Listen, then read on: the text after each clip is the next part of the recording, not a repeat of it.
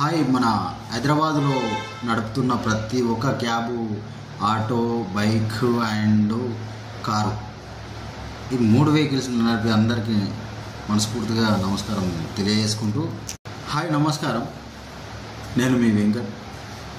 ఈ రోజున మెయిన్ చర్చ ఏం జరుగుతుందంటే, డిస్టిక్ బండ్లు హైదరాబాద్లో నడవద్దని. సరే, అది బాగుంది.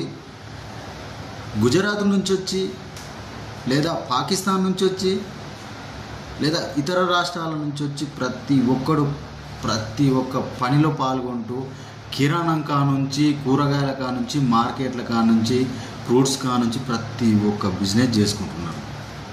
మరి ఈ తెలంగాణలో పుట్టిన, ఈ తెలంగాణ గడ్డ మీద బతికే హక్కు డిస్టిక్ వాళ్ళకు లేదా? తెలంగాణ డిస్టిక్ వాళ్ళకు లేదా? ఎక్కడ చూసినా బండ్లు ఆపడము, దానికో చట్టం ఉంది, దానికో గవర్నమెంట్ ఉంది, వాళ్ళు చూసుకుంటారు. మధ్యలో మీరే ఇప్పుడు ఆటో వాళ్ళను ఆపడం ఎందుకు? బతుకు తెరువు కోసం హైదరాబాద్ వచ్చే హక్కు లేదా డిస్టిక్ వాళ్ళకి?